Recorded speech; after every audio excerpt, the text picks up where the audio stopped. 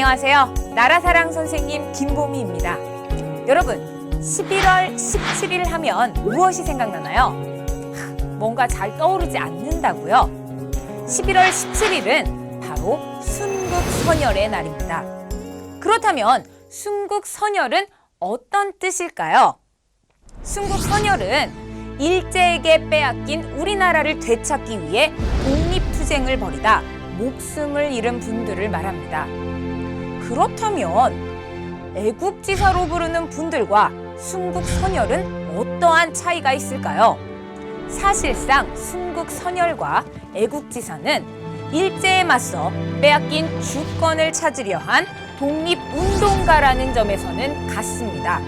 그런데 1945년 8월 15일 광복 전에 돌아가신 분들을 순국선열이라고 하고 살아서 광복을 맞이하신 분들을 애국지사로 구분하는 것입니다. 즉, 돌아가신 날을 기준으로 구분한다고 보면 되는 거죠. 예를 들어 광복이 되기 전에 돌아가신 김자진 장군이나 윤봉길 의사는 순국선열에 해당한다고 볼 수 있겠죠.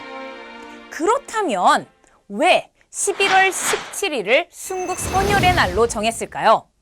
사실 11월 17일은 우리 민족에게 정말 원통하고 가슴 아픈 날이 아닐 수 없습니다. 왜냐? 우리나라의 외교권을 일제에게 강제로 빼앗긴 을사늑약이 체결된 날이 바로 1905년 11월 17일이었기 때문입니다. 을사늑약의 강제 체결 소식을 들은 백성들은 통곡하였습니다. 서울의 상인들은 나라가 망했는데 내가 장사를 해서 돈을 벌면 무엇하리? 라며 일제히 상점문을 닫고 농성을 했고요. 학생들은 일본을 물리치는 것이 공부보다 시급하다며 수업을 거부하기도 했습니다.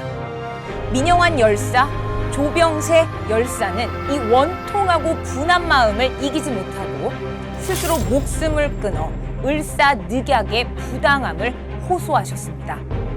최익현 선생, 의병장 신돌석 장군 등은 국권 회복을 위해 전국 각지에서 의병을 일으켜 일본과 목숨을 걸고 싸우셨습니다.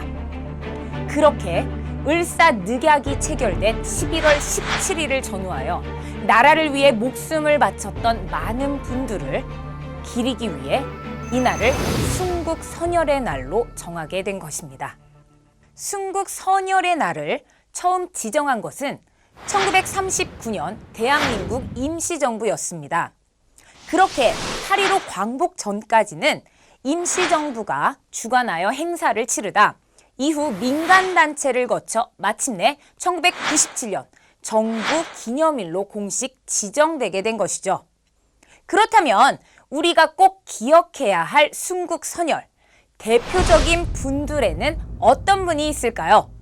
때는 1909년 10월 26일 삼엄한 경비가 펼쳐졌던 중국 하얼빈역에 이토 히로부미가 도착하게 됩니다. 이토 히로부미, 그는 을사늑약을 체결하고 초대 통감으로 우리나라를 일본의 식민지로 만드는 데 앞장섰던 인물입니다. 바로 그때 하얼빈역에 6발의 총성이 울리게 됩니다. 이토 히로부미는 그대로 쓰러지고 맙니다. 그 순간 군중 속에서 코레아 우라, 즉 대한민국 만세를 외치는 사람이 있었습니다. 그는 바로 우리의 영웅 안중근 의사였죠. 현장에서 바로 체포된 안중근 의사는 1910년 2월 14일 사형 선고를 받고 31살의 나이로 같은 해 3월 26일 위순 감옥에서 순국하고 맙니다.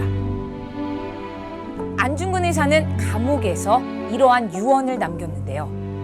나는 천국에 가서도 또한 마땅히 우리나라의 독립을 위하여 애쓸 것이다. 그야말로 자신의 목숨까지 희생하면서 일제와 맞섰던 안중근 의사.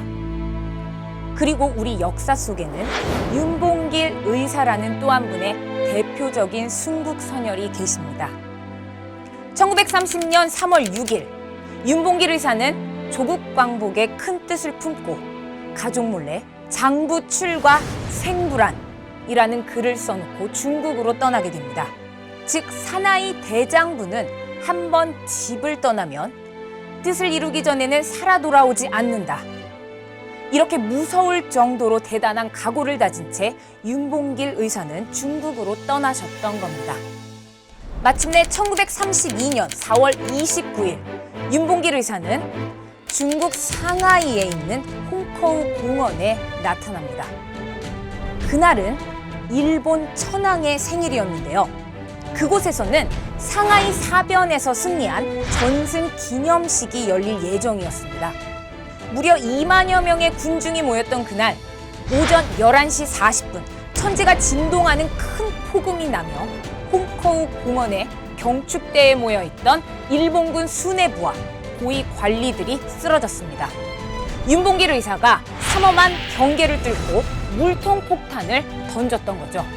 당시 윤봉길 의사의 의거를 두고 중국 장개석 총통은 중국의 100만 대군도 못한 일을 조선의 한 청년이 해냈다며 놀라워했습니다. 안타깝게도 윤봉길 의사는 그 자리에서 체포되었고 그해 12월 19일 아침 일본의 이시카와현 가나자와시에서 순국하게 됩니다. 그때 그의 나이 24살이었습니다. 바로 이런 분들이 우리가 기억해야 할 순국 선열입니다. 안중근 의사나 윤봉길 의사 외에도 알려지진 않았지만 일제에 맞서다 목숨을 잃고만 분들은 너무도 많습니다. 우리가 그분들 모두를 기억할 순 없겠죠. 하지만 빼앗긴 우리나라를 되찾기 위해 목숨을 걸고 싸우셨던 분들이 계셨다는 사실만큼은 잊지 말아야 합니다. 우리가 살고 있는 자랑스러운 대한민국은 그분들 한 분 한 분의 용기와 희생으로 만들어졌다는 사실을 또한 기억해야 할 것입니다. 11월 17일 순국 선열의 날을 잊지 않는 우리 친구들이 되길 바랍니다.